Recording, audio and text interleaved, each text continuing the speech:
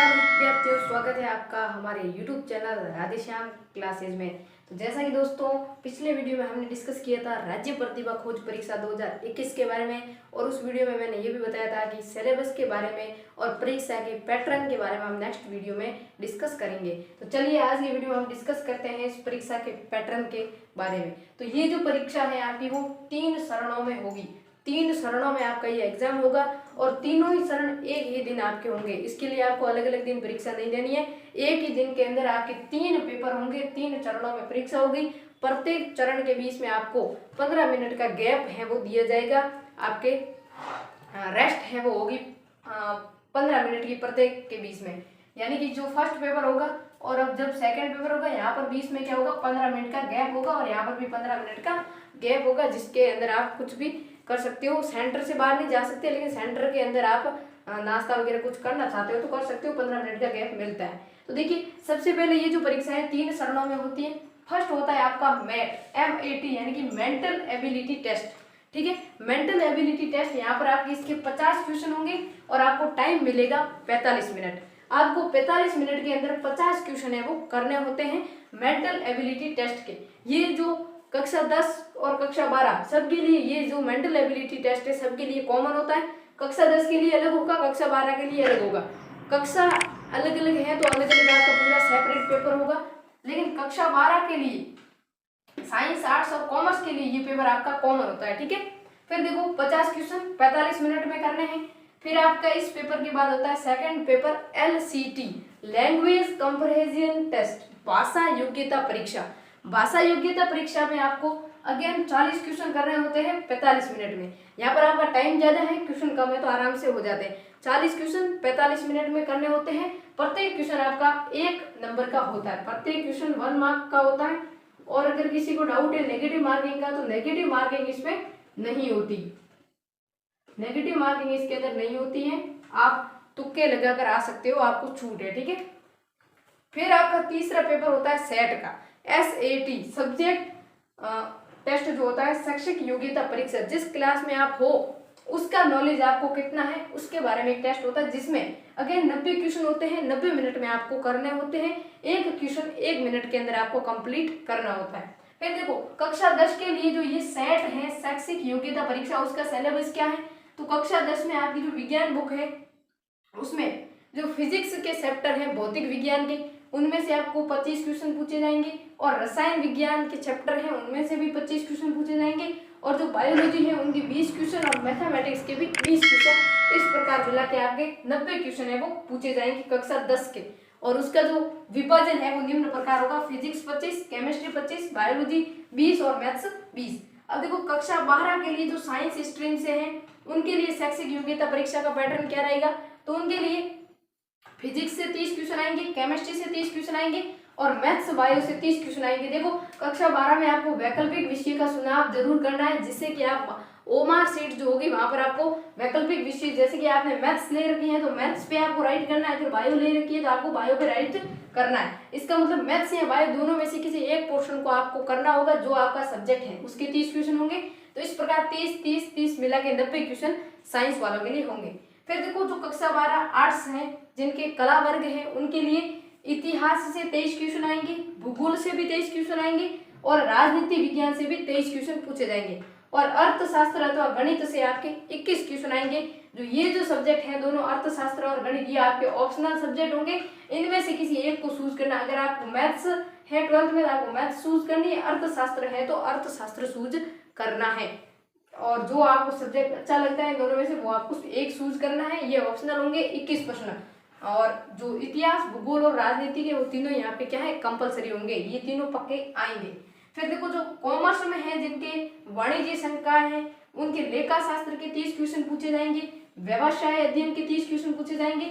और अगर अर्थशास्त्र या गणित दोनों में से कोई भी एक के 30 प्रश्न, जो आपका सब्जेक्ट होगा उसके 30 प्रश्न पूछे जाएंगे। अगर आप अर्थशास्त्र हो तो अर्थशास्त्र के 30 क्वेश्चन कर रहे हैं, गणित से हो तो गणित के 30 क्वेश्चन करने हैं। तो इस प्रकार जो आपका है राज्य प्रतिभा खोज परीक्षा STSE state talent search examination 2021 का परीक्षा पैटर्न इस प्रकार से रहेगा। और जो आपका पेपर आएगा वो दोनों भाषा में होगा, हिंदी और इंग्लिश दोनों में होगा। आप जो आपको अच्छी भाषा लगती है उसमें आप पेपर पढ़ के आंसर दे सकते हो, वैकल्पिक विषय आपको करना है। और प्रत्येक जो क्वेश्चन है वो 1 मार्क्स का होगा। टोटल आपके क्वेश्चन यहाँ पर पूछे जाएंगे 50, 40 और 90। टोटल आपके क्वेश्चन होंगे 180। टोटल आपके क्वेश्चन होंगे 180।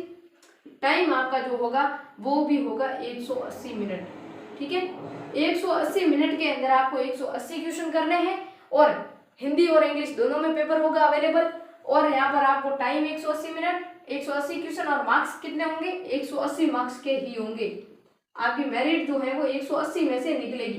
तीनों को टोटल करके ही आपकी मेरिट बनेगी और उस मेरिट में आपके जिस हिसाब से नंबर आएंगे उस हिसाब से आपका सिलेक्शन होगा।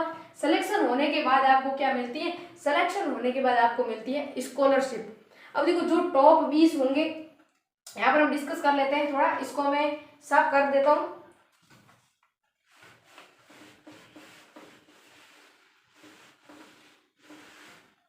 अब देखो जो टॉप 20 रैंकर होंगे, टॉप 20 रैंकर होंगे जो प्रत्येक क्लास में और प्रत्येक स्ट्रीम में, ठीक है, उनको क्या होगा, टॉप 20 रैंकर्स को मिलेंगे यहाँ पर जो फर्स्ट आएगा, टॉप 20 में से जो फर्स्ट आएगा उसको यहाँ पर 4000 रुपये सीधा नकद पुरस्कार दिया जाएगा। ठीक है, 4000 रुपये मिलेंगे सीधा नकद पुरस्कार और आपकी स्कॉलरशिप तो मिलेगी, लेकिन फर्स्ट आने को 4000 है। और शेष जो 19 विद्यार्थी होंगे, टॉप 20 में से शेष 19 होंगे, उनको 2000 रुपये का नकद पुरस्कार है वो दिया जाएगा। ठीक है, उसके बाद देखो अब ये राशि जो है नोटिफिकेशन के अनुसार है, ठीक है, 4000, 2000। फिर आपकी जो ये एग्जाम होगा इसके अंदर अगर आप 80% बनाते हो तो आपको एक सर्टिफिकेट भी दिया जाएगा, सर्टिफिकेट दिया जाएगा। अगर आप परसेंटेज 80 से 90 के 20 बनाते हो तो आपको एक स्पेशल सर्टिफिकेट भी दिया जाएगा, यानी कि विशेष योग्यता प्रमाण पत्र भी दिया जाएगा। विशेष योग्यता प्रमाण पत्र, ठीक है, जो होगा विशेष स्कॉलर, ऐसा कुछ होगा, विशेष स्कॉलर योग्यता प्रमाण पत्र है वो आपको दिया जाएगा। 80% से 90% के 20 अगर आपके मार्क्स आते हैं तो 80% और 90 के 20 आते हैं, सॉरी 90 से ऊपर वालों को ये मिलता है और 80 से 90 के बीच वालों को ये मिलता है। ठीक है, ये वाला विशेष योग्यता, और इसमें मिलता है विशेष स्कॉलर योग्यता, ऐसा कुछ होता है। ठीक है, नाम मेरे को परफेक्ट याद नहीं है। तो इस प्रकार से मिलता है टॉप 20 रैंकर्स को ये एक मुश्त राशि मिलती है। और आगे जब तक आप ग्रेजुएशन करते हो, ये ग्रेजुएशन और पोस्ट ग्रेजुएशन, पीजी और यूजी, जब तक आप यूजी और पीजी तक पढ़ते हो तब आपको छात्रवृत्ति है वो मिलती है 2000 प्रति माह। ठीक है, यूजी और पीजी तक जब आप पढ़ोगे 3 और 2 कितने 5 साल तक आपको 2000 रुपये प्रति माह छात्रवृत्ति यहाँ पर देनी होती है। और यूजी और पीजी में और कक्षा 10 में अगर आप ये परीक्षा क्रॉस करते हो और परीक्षा पास होते हो तो कक्षा 11 एवं 12 हेतु तो आपको छात्रवृत्ति मिलती है 1250 रुपये प्रति माह। ठीक है, तो अगर आप देखो यूजी पीजी में पढ़ोगे तो 2000 रुपये प्रति माह मिलेंगे। इसका मतलब आपको साल के कितने मिल रहे हैं, 24,000 रुपये सरकार देगी आपको, साल के 24,000 रुपये। और 5 साल तक अगर आप पढ़ते हो तो 5 साल के कितने रुपए होते हैं, देखो 5 से गुणा करो इसको तो ये हो जाते हैं आपके,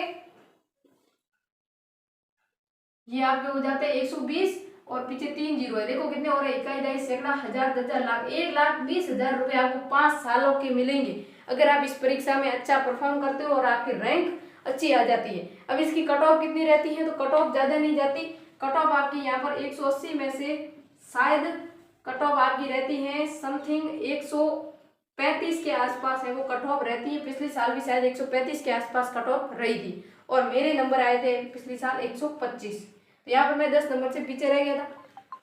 तो इस प्रकार आपकी शायद कट ऑफ रहती है। कट ऑफ के बारे में हम डिस्कस करेंगे बाद में, लेकिन आज जब हमारा मेन उद्देश्य था इसके परीक्षा पैटर्न को समझना, जो कि हमने समझा, और स्कॉलरशिप क्या है, कैसे मिलती है, उसके बारे में हमने समझा। तो चलिए आज की वीडियो को यहीं समाप्त करते हैं, मिलते हैं नेक्स्ट वीडियो में।